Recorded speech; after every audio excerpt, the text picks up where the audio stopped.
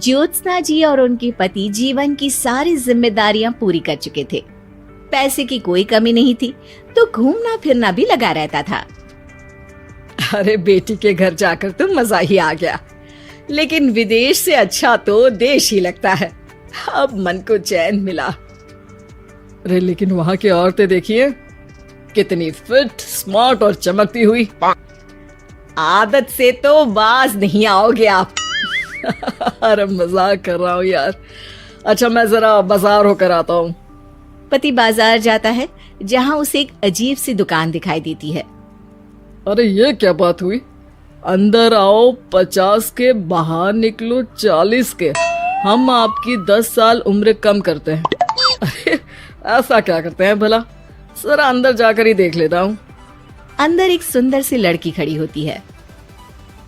सुंदरी जी, ये क्या दुकान है? जरा जादू हम पर भी तो चला दीजिए।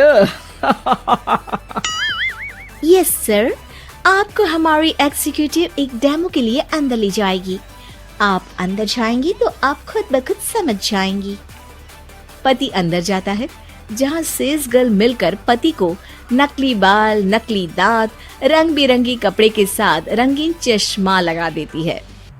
देखिए, अब खुद को शीशे पे देखिए और बताइए सर।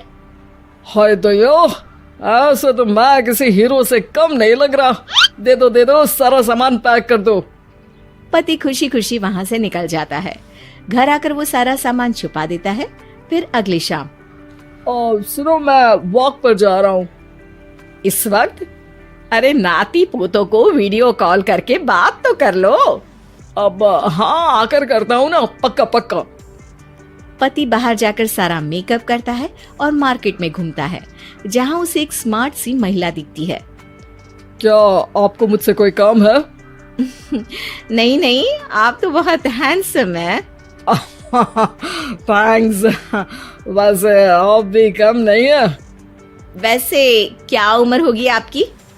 लगता कितने का हूँ? 40 के तो पूरे लगते हैं। अब क्या था, 50 साल के पति को कोई 40 का बोल दी तो?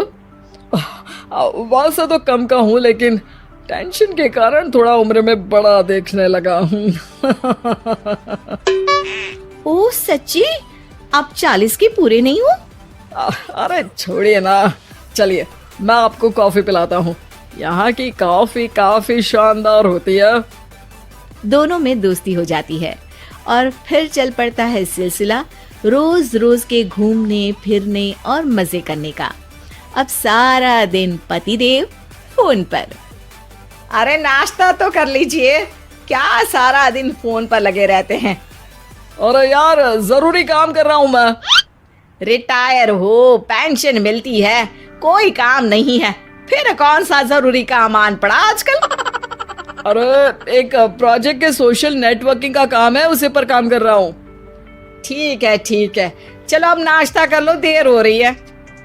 पति अपना नकली सारा सामान बिस्तर के पास छुपा कर सोता, सुबह चुपके से पहनकर बाहर जाता और घर आने पर उतार देता। एक दिन पड़ोसन कहती है, अरे ज्योत्सना बहन, तुम लोगों के घर कोई हैंडसम सा आदमी रहने आया है क्या? अरे कहाँ यार, मैं और ये दो ही तो लोग हैं घर में। हैंडसम सी शक्ल देखे तो मुझे भी जमाना हो गया है। अरे पता नहीं, वो जाता तो तुम्हारे ही घर में है, क्या पता कौन होगा। अरे तुम्हारी उम्र हो रही है ना, और भाई साहब को भी गए 5 साल हो गए, शायद इसीलिए अब सारे हैंडसम नजर आ रहे होंगे। पड़ोसन भी ज्योत्सना की बात पर मुस्कुराकर वहां से चली जाती है। एक दिन, अरे सुनो जी, बहू बेटा और पोता आ रहे हैं, कुछ दिनों के लिए वो हमारे साथ ही रहेंगे। अरे शिट यार, ये क्या है? बेटे ने तो कर ली शादी, अब क्या करने आ रहा है यहाँ पर? अरे कैसी बात कर रहे हो जी, इस उम्र में तो माता पिता तरसते हैं कि बच्चे आकर साथ रहे, लेकिन आप है कि। अरे ठीक है ना, लेकिन अब देखो सभी व्यस्त है अपनी जिंदगी में, ये लोग आएंगे रहेंगे, कितनी डिस्टर्ब हो जाएगी लाइफ। कैसी बात कर रहे हो? अरे जैसे बहुत हैपनिंग है ना तुम्हारी लाइफ, तो जो बच्चों के आने से डिस्टर्ब हो जाएगी। अरे दिन काटने मुश्किल होते हैं, बच्चे आ जाएंगे तो थोड़ा दिन रात पता तो चलेगा। ओफो, ठीक है, लेकिन बोल देना कि ना कोई मेरे कमरे में आए, ना मेरी लाइफ पे दखल दे कि मैं कहाँ जा रहा हूँ, क्या कर रहा हूँ, समझी? खैर, वो दिन भी आ जाता है जब बहू, बेटा और पोता उन लोगों के घर आते हैं। एक दिन, माँ जी, आज मेड नहीं आई है तो मैं आप लोगों के कमरे में झाड़ू लगा देती हूँ। अरे नहीं बहू, वो तेरे पापा को ना पसंद नहीं है कि कोई उनके कमरे में जाए। तू छोड़ ना, मैं खुद ही लगा दूंगी। सास को समझ में नहीं आता कि आखिर उसके पति ने किसी को कमरे में जाने से मना क्यों कर रखा है। खैर, वो साफ सफाई करके बाहर निकल आती है, लेकिन कहते हैं ना, बच्चा तो अबोध होता है, उसे किसी बात का क्या पता। वो खेलते खेलते दादा के बिस्तर तक पहुंच जाता है और बाहर ले आता है दादा का वो सारा सामान जो वो लगाकर घूमते थे। ज्योत्सना की नजर उस सामान पर पड़ती है। वो बच्चे से पकड़कर कमरे में लाती है और पैकेट खोलकर देखती है। हाय रे दैया, ये क्या? लग रहा है कि आजकल ये प्रोजेक्ट नया मिला हुआ है। बेटे बहू के जाने के बाद ज्योत्सना सोचती है कि वो बात करेगी, लेकिन फिर अरे खुद से बात करूंगी तो मुकर जाएंगे।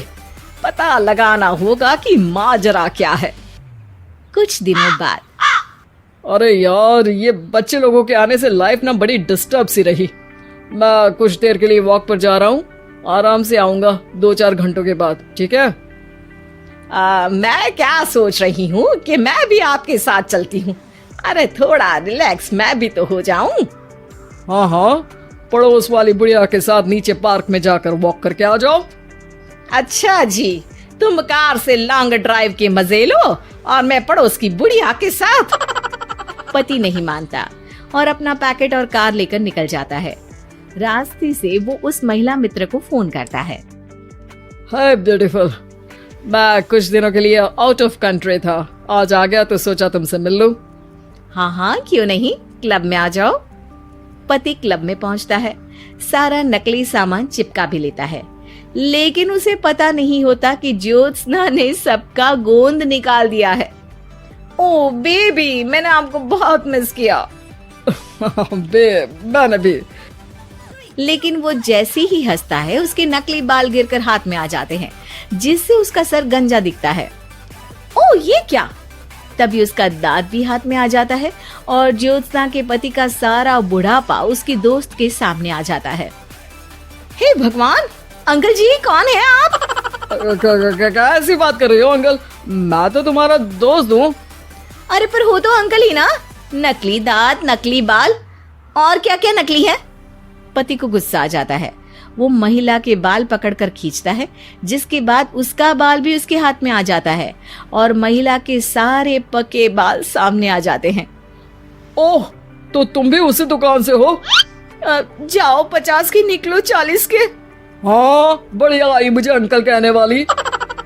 लेकिन ये समझ में नहीं आ रहा कि मेरे बाल और दांत बाहर कैसे आ गए। तभी वहां ज्योत्सना आ जाती है। जी, मेरी वजह से। चलिए इन आंटी जी को नमस्ते कहिए, फिर घर चलते हैं और वहां मैं बनाऊंगी आपको 40 का।